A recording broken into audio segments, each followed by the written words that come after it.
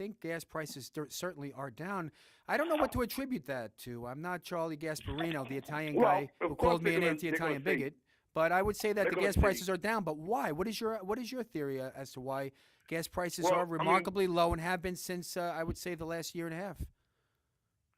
well, they're gonna say this happened because of Barack Obama. I mean, and it makes them look good, but no. The reality is, it's OPEC, point blank. They do what they want to do. Now, if they want to make Americans look stupid because idiots that run this country, specifically Republicans, they're gonna gouge prices. So how do you make the puppet Obama look good? He is a puppet. And you drop the prices. You know what I'm saying? So you think You they're in go and make collusion deals, with the you make deals with Iran. the Arabs don't make deals with anybody unless it benefits them 10 times over. They're very strategic And thinkers. They don't have They're not to doing, make deals with nobody. Mr. Jackson, they're not trying to make President Barack Hussein Obama look any better than he has to. What they're trying to do is get as much money as they can, and they're not happy about their oil prices going up. In fact, I did hear that they're planning on already. The Arabs are not stupid people. They're very intelligent, especially when it comes to money. These sheiks have really major investments in the United States of America. There are so many hotels and buildings and everything else that are owned by Arab interests, Arab companies. In fact, that I think a part of the New York Times, one of their major shareholders, stockholders, is from the Arab world, and he owns like 12-14% of the New York Times stock, or maybe even more. They make investments, and now they're deciding that it's time maybe to sort of wean themselves off of their major oil dependency as an oil producing country, let's say Saudi Arabia. But you remember, Saudi Arabia really relies on Western technology, know-how, and transportation and everything else in order to exploit that natural resource that, by some fluke of God, happens to exist under the feet of the Arab sheiks. The former Bedouins is what they were, I would imagine. And these Arab sheiks right now, because of a fluke of nature and because of, I guess, an act of God, because nothing happens by chance, have all this great wealth that is below their feet, and they don't have to do anything to exploit it, extract it, or transport it. Right now, they're not stupid people. They're good businessmen, and they're very cunning marketeers. They know how to buy and sell and trade and give you a camel, and then they'll sell you a camel, and you'll pay 4 camels as much as you should have paid for that camel. And they'll walk out. Yeah, Have you ever been to an Arab bazaar in Saudi Arabia? Would you vote for one of them to be your president? Yes, because I believe the United States of America has had its run, and I believe the sooner that we are knelt the coup de grace, and the sooner this country just folds it up and walks and just gets what's coming to it, maybe that's what you need, a great conflagration, so that from the ashes and ruin of what was formerly one of the greatest nation, bar none, on the face of this earth, maybe that phoenix can arise again, and the spirit of liberty and Western civilization and all the good things that came from that can come to the fore once again. Maybe we need to be utterly prostrate before the world in order to come back on top again, like a phoenix. What do you think? And maybe you could be the guy who like, hey, take your hands off of me, you stinking ape. That's not gonna happen. No, who was that? You referring to Charlton Heston in Planet of the Apes? It's gonna happen, and you're gonna be that guy. And then as soon as you say that, they're gonna run you over with some horses and stuff. Yeah, I'm gonna tell you now, man. The demise of which you speak of is soon upon us, okay? As of November this year, we're going to know who's going to take us into it. Either going to be Hillary or it's going to be Donald. I hope if it's Donald do it, it's going to be an ugly demise. I want my if Hillary listen. Do it, it's going to be a demise where we won't see it coming as much. We'll know it's coming, but it'll be disguised. You know what I'm saying? Yeah, she's cunning politically like that. Correct. Mr. Jackson, I have to reiterate to my listening audience out there, and certainly as a fill-in co-host today, which is what you're really turning out to be, simply because your phone call coming from an yet another undisclosed location. People here in the studio in the undisclosed bunker that where we're at are wondering where it is you actually hail from and where you're at. The best we can figure is that you move around. You're like itinerant, almost like Taylor from Planet of the Apes when he was running from the Planet of the Apes chimps. I don't want to. So where are you? Where am I? What is your location? I'm in the southwestern region of the United States. Southwest? Southwestern region, yes. Well, that narrows it down quite a bit. So, are you near mountains or lakes? Are you near No, Salt Lakes? actually, it's flat plains, the plains. You ain't one of those Mormons, are you, out there in Salt Lake City, Utah? No, that's not the Southwest, buddy. Well, it's west enough. Forget about the South. Okay, so no, I'm Southwest, literally more south than west. All right. Well, we cleared that up. Hey, Mr. Jackson, about that movie Planet of the Apes, you remember Taylor? He was Charlton Heston. Yeah. I never knew his name was Taylor, believe it or not. Thank you. Yeah, Taylor. So, and remember Cornelius? Cornelius was one of the in the Ape Society of Planet of the Apes. We're talking about the 1969 film, which was such a phenomenal success. He was like, you can compare him to like your modern day Uncle Tom, Cornelius. No, he was like a hippie kid, wasn't he? He was sort of like, no, he wasn't. He was sort of like down with the struggle. A liberal. He was a liberal, Cornelius.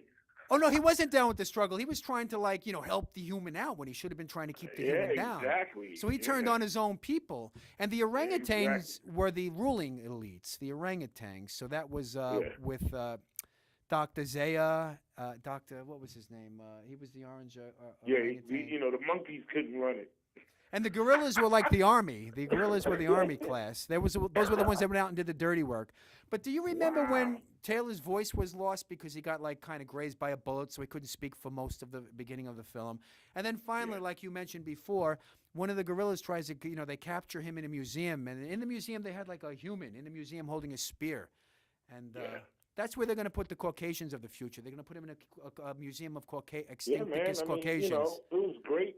Well, I'm not going to say it was great living amongst y'all. Hey, listen, your true feelings come out. But what I was trying to say is that at that moment when one of the soldiers put his paws on him and then Charlton Heston finally gets his voice back, he goes, "Get your stinking paws off me, you damn dirty ape." And everybody's like, "Oh, he can speak. How is this possible? He's beneath our culture. He's an animal."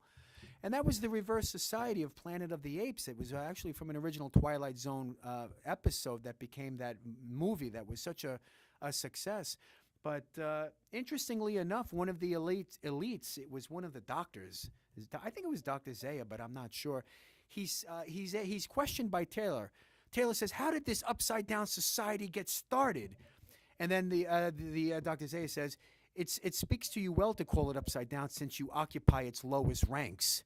I mean, this was good script writing. It's great for you to call it upside down since you occupy its lowest ranks. I mean, this kind of screenwriting was really good and intelligent, which I'd like to transition. Really, was it good and intelligent, or was they taking a current situation and putting a flip and twist to it? That's what they were doing, too, because there was a lot of elements of the 1968 sort of counterculture in that. Towards the end of the film, do you remember that young hippie-type ape that helped Taylor escape? And then Taylor says, "No, I want to take the female with me." The female's name was Nova, and she was a really good-looking woman. She didn't talk for the whole film. She was just in a cage and like a ripped-up outfit, like a bearskin. Yeah, with a little mud on her legs. Yeah, I remember her. She was blonde, and she was really beautiful. And then, like I would have done if I was an astronaut. Slimy whore who who's going to now be the mother of civilization. She couldn't speak because her mind wasn't developed enough like Taylor's was, since he came from the future. But remember when they fire hosed him down in the cage? They had him in a cage with hay, and they were fire hosing him. I'm gonna be honest with you. It's been so many years that I've seen that. If I watch it again, I'm like, oh yeah, I remember this. I remember that. It used to come on the 4:30 movie on ABC after school. Do you remember the ABC after school specials that were broadcast? I think it was up in New York City at that time in the 70s. Yeah, it was the ABC. It was the 4:30 movie.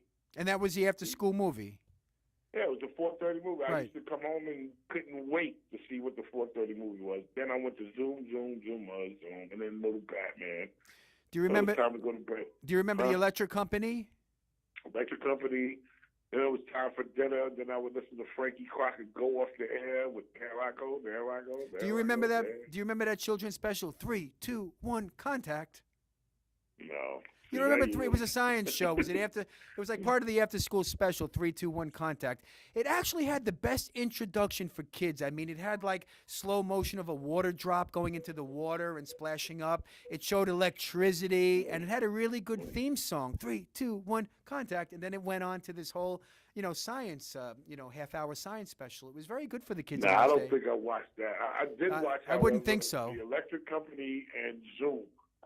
I never saw Zoom. What was that all about? What? Come on and Zoom. You never seen Zoom? Oh, I remember the melody. It was like for basically for 8 years old and up till you got tired of it. Do you remember that one 4:30 after? And you're right. It was the 4:30 movie, but it was an after-school special, is what I knew it as. From kids coming home, they could throw it on. There was one episode. It was a little. African-American boy, and he's in what looks like to me uptown Manhattan, or maybe even in Harlem in those days, when it was really like run down. There were lots of vacant buildings and things, and he finds a little kitten, and he can't take the kitten home because his parents don't want an animal in their house, in their apartment in Manhattan. So he keeps going after school on the way home, and he goes into the abandoned building, and he's helping this little kitten. The boy is helping this little kitten. He's bringing him milk and he's petting him, and he's trying to figure out some way to get his parents to keep the kitten. I don't remember how it ends. I remember that. I vaguely remember that. And it was very moving because the little black boy, he loved that little kitten, and I wish I could see that episode, and I wish I could remember how it ended. But these after school specials, and then there was one where the guy has a blind girlfriend. She's blind. She can't see. And in order to relate to her, he actually puts dark glasses on so he can't see. And he knocks on her door, and he says, "Can you help me in?" She goes, I can't see. He goes, "I can't see either." And so what he did is he made himself blind for a few days so that he could feel what she feels like, by wearing dark glasses. That was a 4:30 after school special too. But even in those days, they were trying to make a subject matter that would give kids an idea about what it means to be a fully feeling, functioning human being with empathy for others and with sympathy for animals and with feelings of compassion. And these were great school specials. Now, I haven't been watching it. I don't even know if there are school specials anymore. But when I see the video games, it's horrible. When I see the way kids speak, they got talk it's horrible. Shows. Did you ever see Schoolhouse Rock? Of course. Who didn't see Saturday morning? What is your favorite Schoolhouse Rock jingle? Number 9. What? Number 9. Well, how's it go? How's it go? I just said it. Number 9. So, I don't know the whole song. So I'm that's all you remember, number 9? Hold on for a second. This is why, when you're doing live radio to my listening audience out there, you got to deal with somebody. We're trying to reminisce about old Schoolhouse Rock specials and after school specials, and he's busy. He's busy distracting the audience with background noise. I'm going to have an after school special hanging up on you in a minute. Get him out. Get him out. You know what after Get him out. Special you should have? Go ahead. Speak. We want to see you run your face into the wall that Donald Trump builds like millions of times. And then see if you get a concussion. To my vast listening audience out there, we just have a news flash. Tell the background noise people to cut it down. It's too noisy. No, well, tell her to keep it quiet. Because I'm in a public place, and for me to say, "Hey, look, come on the Mandrake show." Put her on. Let me ask her a question. Listen, we just have a news flash to my public listening audience out there. Donald Trump is going to be paying $35 an hour to help build the wall. And if you'd like, please contact 718-727-0143. I'll repeat it, 718-727-0143 to sign up for pre-work. In other words, these are actual real shovel-ready jobs, building a wall on the Mexican-American border between Tijuana and Florida. So if you'd like to sign up, please contact 727-0143. That's 718. And he's paying $45 an hour to start. Now, listen, for that, I'm going to drop my show, and I'm going to sign right up because that's good money, brother. And I'm sure you would be putting bricks on mortar, too, for that kind of money. Oh, no, I won't. Hell yeah, you will. Get the hell out of here. I'm paying $65 for somebody for a few people, few good men, $65 an hour, and don't worry about where the money's coming from. I'll figure that out. But to start like a month later from the beginning of the wall and to knock down the progress. You mean to tell me, Mr. Jackson, that with your, despite the fact that you are now trying to pilfer food from a public, I don't know if it's public or from a private entity, you're going into their lunchroom and scurrying through their refrigerator to eat. So that tells me that the Obamonomics economy has not been that good to you. But let me ask you this question. What do you think about the city? It has, man. You should see the spread, man. Only because of Obama that these different corporations are Coughing up able now. Yeah, man. They're coughing up because they don't want to be Money on. They don't want to be on Black Lives Matter's radar screen for being discriminatory and for not paying their fair share to the community. So they better pay I up. heard that you had a situation with Black Lives Matter. Is that true, or was that a rumor? Well, there were a few protesters outside of the studio at the I don't know how they located our broadcast facility, but there were some protesters outside of the studio 2 weeks ago. In fact, here at the racism. It smells. there were 100 ghouls in law enforcement, and then there were Black Lives Matters, and they were being counter-protested by the Sons of the Confederacy Will Rise Again group. I forgot their names, but they have long beards, and they carry muskets. So they were all at each other's throats. Ku Klux Klan in disguise. That's all it is. They always come the Klan. The Klan is outsourcing it now to other ethnic groups because they don't want to take the heat. Because they're getting beat up. Like they even threatened to protest in front of a mosque in well, good luck with that. Texas. Good luck with that. But they tried. But the first time, they said they would be there on Sunday. The community was there, guns in hand. I mean, everything, and there was no Klan. But they came out Tuesday when they weren't supposed to, so it caught everybody off guard. And then they said they was going to do it again. They never showed. Well, that was because it was a miscommunication. It was not the Klan that was supposed to show up. It was the crazy clam club that was going to show up to protest the fact that clams are being overpriced by and outsourced to China. It was the clam, not the Klan. That was the problem. Hey, let me ask you a quick question there, Mr. Jackson. Jackson. Yes. Are you aware that the city council in New York City voted themselves? They voted themselves a 32% raise in their paychecks. So, I'm not surprised. So they went from earning $112,500 annually, $112,500 a year to be a city council member to make laws that are going to interfere with all of our lives, not yours. Well, I don't live in New York City, and so I'm at an undisclosed location. I could care less what happens over there. $112,500, and 40 city council members voted to give themselves a 32% pay raise from $112,500 to $148,500 annually. And 7 people from the city council said, no, this is not proper. We don't have the right to vote ourselves a raise. And to the great credit of the people of Staten Island, Steve Matteo and Joe Borelli of Staten Island, these are 2 council members, says, no, we don't have the right or the authority, nor is it ethical for us to give ourselves a 32% raise. A 32% raise. Also, Eric Ulrich of Queens. These are 3 people out of 7 who are from the local area over there. Steve Matteo, Joe Borelli of Staten Island, and Mr. Ulrich of Queens. They said no. 7 said no, and 40 of these bums voted to give themselves that kind of a salary. What would you do for $148,500 a year? Try to make every last one of their lives miserable, probably. Well, they are apparently, because these city council members also voted today to put a 5 cents per bag on the plastic bags that you get from a Stop and Shop or from a there's no Wall Bombs, there's no Pathmark, or from a supermarket and so forth. 5 cents per plastic bag fee, because they want to protect the environment. So they give themselves a 32% pay raise, but they're going to make you pay 5, 10, 15, 20 cents more. That's if you have 4 plastic bags, and if you double them up, I guess it's more, because they want to do good for the environment. And this one creep who was the co-sponsor of this particular bag bill, his name is Mr. Councilman Lander. He's a co-sponsor of the bill.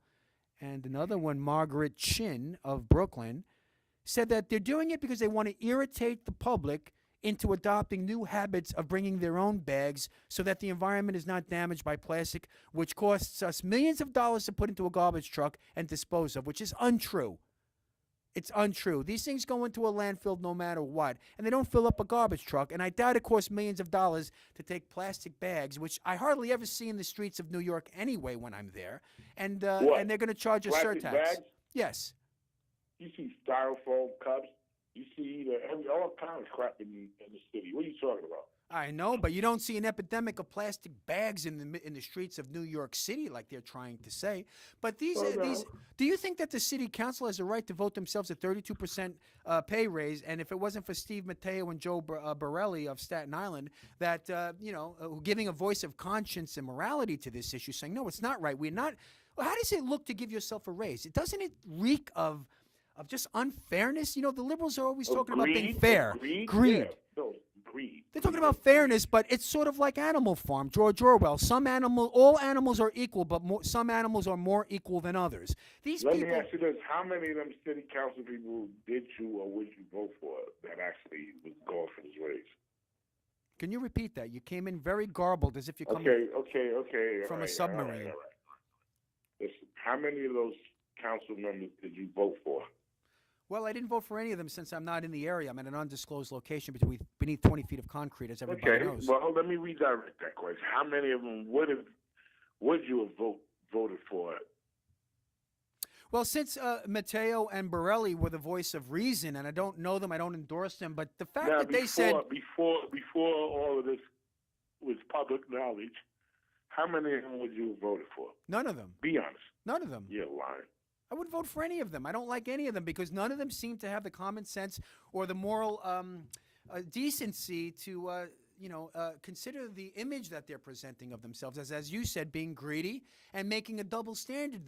They can make their own raises, but they're gonna put an additional expense on the and a tax on the common working person.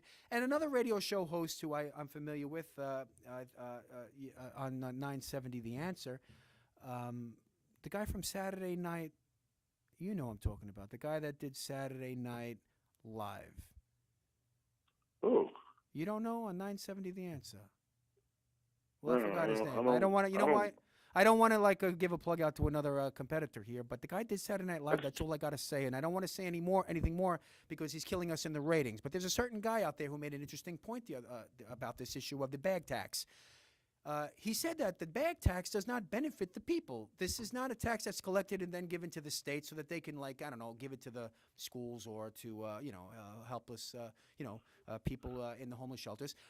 The stores get to keep the extra money. The idea is to irritate us. When you went to the garment district or you went to Macy's or Dillard's or any one of the big department stores and you paid that little extra for that shirt, what do you think your money went to, man? I don't know. You tell me. It goes to the guy who took the risk, started the business, Nah, purchased the consumer good, and I bought it. It's called a kickback, man. I don't know if it's still practiced today, but I can see where it is. To the guy who makes sure the truckers stay on their job. You know what I'm saying? Unions. The guy who's making sure the unions are making sure the workers are being treated fair. It's a kickback. I'm not going to say who the guys are. But that nickel little tax on bags is lining somebody's pocket, yo. Let me ask you a question. Now, you're an intelligent guy. I can tell by speaking with you, Mr. Jackson. I want to ask you this particular question. You have two city council members. One's name is Steve Matteo, and he says, no, we don't need to put an additional burden on consumers by giving them a 5 cents per bag tax because somebody might buy 50 bags of merchandise, and that's going to cost them extra money, and it doesn't go to the coiffers of an organization that helps the public. It goes right to the business, for example, Whole Foods, if they sell bags. And now, contrast that with the city council member, Margaret Chin of Brooklyn, who specifically said that, and along with the co-sponsor, Mr. Lander, that our objective is to irritate the public so much by putting essentially a 5 cents burden on them. We are going to irritate them so much that they're going to modify their behavior.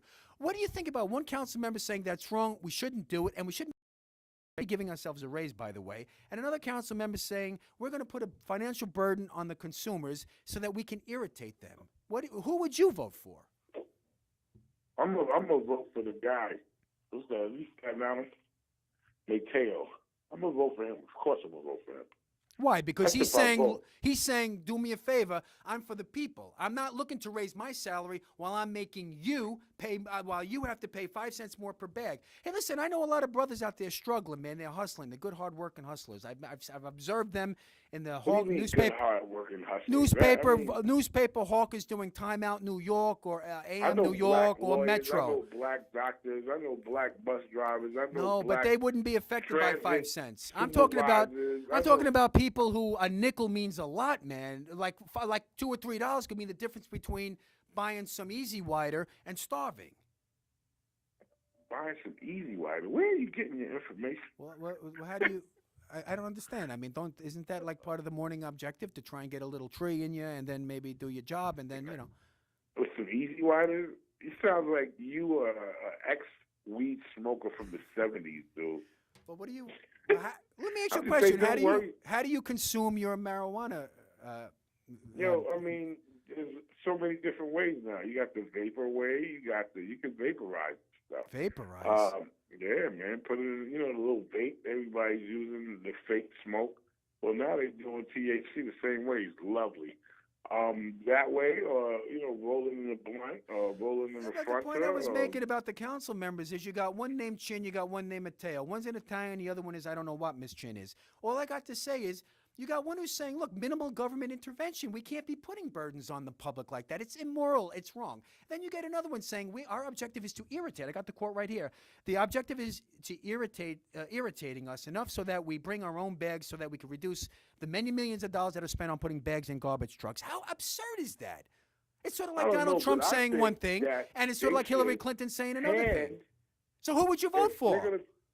Well, you know what I would do? I can't get a straight answer out of you. Who would you vote for? Who would you vote for? Who would you vote for? I just told you, Mateo, dude. All right, come on, stop asking me the same But let me question. ask you the same thing applies to Donald Trump. This is what I'm getting here. This is what I'm getting. That for some reason, why are you lobbying for this Mateo? I'm not lobbying. I'm trying. I liked what he said, Mateo, Borelli, and Ulrich. I'm just using him because I can remember his name. Your campaign, you want him to be the president? What? No, I'm just saying he's a guy. These three guys, Borelli, Mateo, and Ulrich, said that we don't want to put additional burdens on people with a bag tax, and we don't want to raise our salaries. That's 3 votes against how many? I don't care who wins. I'm just saying these are the kind of people we need. People that are for the people, not people that say we're for the people and then turn around and stab us in the back with a bag tax. They might as well take the bag and put it over our heads and suffocate us with more regulations. They've been done that. And it's all because of people like you who are constantly with the beak open at the trough saying, give me more. And that's why you want to vote for Bernie Sanders, you socialist. I've smoked you out. You're right. Give me more. That's right. Give me more. Hell, I don't have nothing. I would love more. Listen, we're running low on the clock. When you deal with the struggle, that's a common phrase that you'll hear. You ain't down with the struggle, brother. You're at a buffet bar right now, scoffing everything you can for free. Where's the struggle there? How much you can eat? Where's the struggle there? To select either the olives or the feta cheese. Where are you anyway? That's what I want to know. Forget about it. I'll give you a straight answer. You're not telling me where you are. I'm not telling you. One last thing. We're getting low on the clock. We got 2 minutes or so. I got to ask you one quick question. This here idiot, and I hate to call him an idiot because maybe he's not an idiot, but he just acts like one. And maybe he's not a moron, but he just looks like one with his eyes squinty like that. But he might be a nice guy, Mr. Paul Ryan, Speaker of the House. Did you see him say on TV last night that he doesn't know yet if he's going to support Donald Trump or not? This is why people are leaving the Republican Party in droves. The people have spoken. The electorate have said we want Donald Trump. First of all, he knocked out 17 competitors. He's not a Republican, yo. Thank God he's not. Thank God he's not a Republican. He just bamboozled the Republican Party because he's smarter than them. He's smarter than them. No, he's not. Listen, you know Donald Trump has a little street in him. He's a little streety. He got some streetwise smarts, and that's why Donald Trump would make a great president. If anything, he's like a slumlord. He's equivalent to a high-tech slumlord. I should be in a Trump Tower slum like that. I'd love every minute of it. Listen, we don't endorse any political candidate on the Lionel Mandrake radio program. All right, we got 1:40 seconds, my friend. It's very good talking to you. I appreciate your time. And listen, if you're ever in the undisclosed location and you can track us down like the A-Team, perhaps you can send us the authentication code, and then we can meet somewhere. And once we determine your true identity, we can actually get together and have you in the studio. What do you think? That sounds like a good idea, man. I would love to grace the studios in which you broadcast from. Of course, we'll have maximum security, and you'll have to pass through multiple, metal detectors and everything, just to make sure you're not carrying anything. Well, would there be like salad available? No. In any event, thank you very much, Mr. Kassan Jackson. It was indeed a pleasure calling to us from another individual at an undisclosed location. Why? Because people like Miss Chin, Margaret Chin of Brooklyn, and people like Mr. Paul Ryan, who have no moral center. Paul Ryan wants to be a Republican, but he doesn't want to follow Republican principles, such as making America great. That's probably the greatest imperative you can have as a politician. America first, not the world first. In fact, I just read an article, and this is all I'm going to say with regard to that Paul Ryan says the following. Yes, Mr. Jackson, listen. Paul Ryan says the following. He's all for trade the way Hillary Clinton is for trade. He's all for open borders the way Hillary Clinton is for open borders. He's all for, flooding the United States with a trade imbalance just like Hillary Clinton. And so they're two sides of the opposite coin. Thank you very much, Mr. Jackson. Hey, can I say this? Yes. Raid corporate, break rules, and eat the food. And purchase the book, Behold the Bale Horse, my friends out there. In any event, God bless America. And remember, this is probably the greatest election that those in America are going to face. God bless America, and vote wisely. And I'm not going to endorse any candidate. Thank you.